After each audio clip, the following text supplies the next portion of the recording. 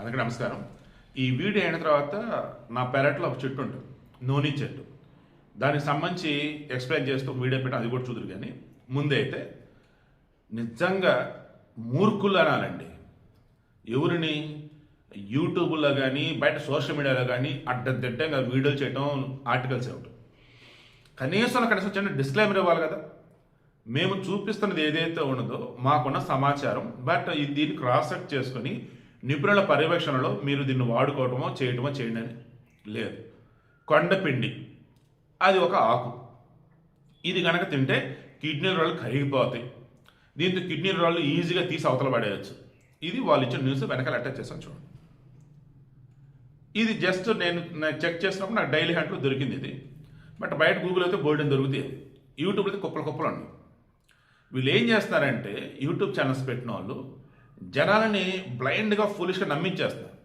ఆ జనాలు కూడా ఏంటి, అరే ఇది రా మెటీరియల్ రా, ఫైనల్ ప్రోడక్ట్ వేరే అన్నది మర్చిపోతున్నారు. సో 16 సంవత్సరాల అమ్మాయి, ఇంటర్మీడియట్, మన మేడుకొండూరు దగ్గర పేరేచర్ల, ఆఫ్కోర్స్ గుంటూరు దగ్గర పేరేచర్ల. ఆ పాప కిడ్నీలో రాళ్ళు అంట. హాస్పిటల్ తిరుగుతున్నారు, ట్రీట్మెంట్ చేపిస్తున్నారు. ఈలోపు ఎక్కడో యూట్యూబ్లో చూసింది, కొండపిండి తింటే కిడ్నీ రాళ్ళు కరిగిపోతాయి, అరిగిపోతాయి. డైరెక్ట్గా కొండపిండి ఆకు తినేసాను.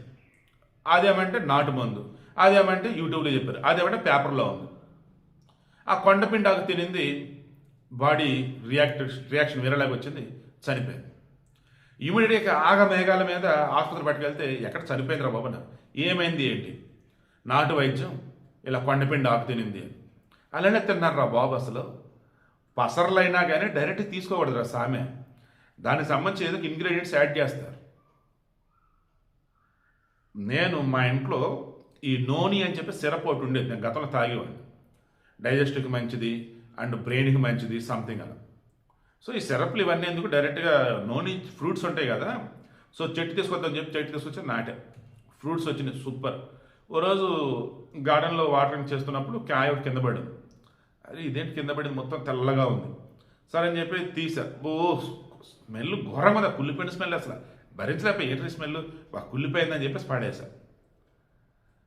అలా 2-3 సార్లు పడ్డాయి, స్మెల్ వచ్చింది, పడేసా. ఓకే, కాయలు పాడవుతున్నట్టు అనుకున్నాం. ఓ రోజు కాయ చూసా, తెల్లగా ఉంది, నీట్గా ఉంది, మెత్తగా ఉంది, ఓకే పండింది అనుకుంటాను, తెంచా. ఏ కాయలైతే నేను పడేసానో అదే స్మెల్. అంటే నేను క్రాస్ చెక్ చేస్తే తెలిసింది ఏంటంటే ఆ ఫ్రూట్ స్మెల్ అంత ఘోరంగా ఉండేది. సరే ఇంకో రోజు ధైర్యం చేసి కొంచెం తిందని ట్రై చేశాను. అప్పుడు నేను రివ్యూస్ అవన్నీ చూసినప్పుడు తినలేరు, వామిటింగ్ అది జాగ్రత్త అన్నారు. సో ఎంటీ స్టమక్, కొంచెం ఏదో తినున్నాను, పర్లేదు వామిటింగ్ ఏం కదని కొంచెం తీసుకొని డైరెక్ట్ లైట్గా తిన్నాను. నల్లగా ఊసేసాను. ఇక రోజుల తరబడి కాయలు ఉన్నాయి బట్ తినలేకపోతున్నాను, ఏం చేయాలి ఏంటి అన్నప్పుడు కాయని వెళ్ళి డైరెక్ట్ స్మెల్ చూస్తున్నాను. అలా 15 రోజులు ట్రై చేసి ఆ స్మెల్ అలవాటయ్యి, ఇక ఆ తర్వాత ఒక కాయని ఎలానో బలవంతంగా చప్పరించి మొత్తానికి తిన్నా. నూరంతా కొట్టుకుపోయింది అండ్ మనల్లా అవల.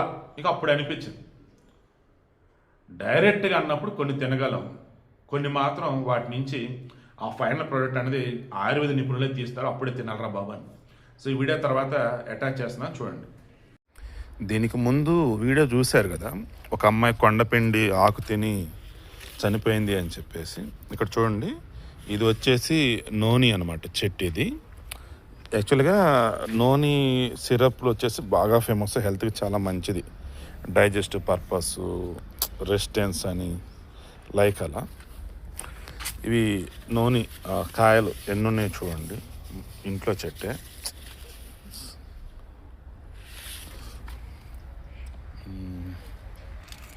బట్ మీరు నమ్ముతారో లేదో, అసలు ఈ ఫ్రూట్ పండిన తర్వాత వచ్చే స్మెల్ ఘోరంగా ఉంటుంది, పీల్చలేము అసలు.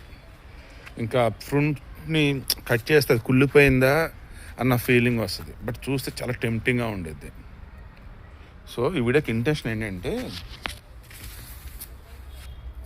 డైరెక్ట్గా ఆయుర్వేదంలో చెప్పినట్టు, మన పెద్దలు చెప్పినట్టు డైరెక్ట్గా తినలేము కొన్ని.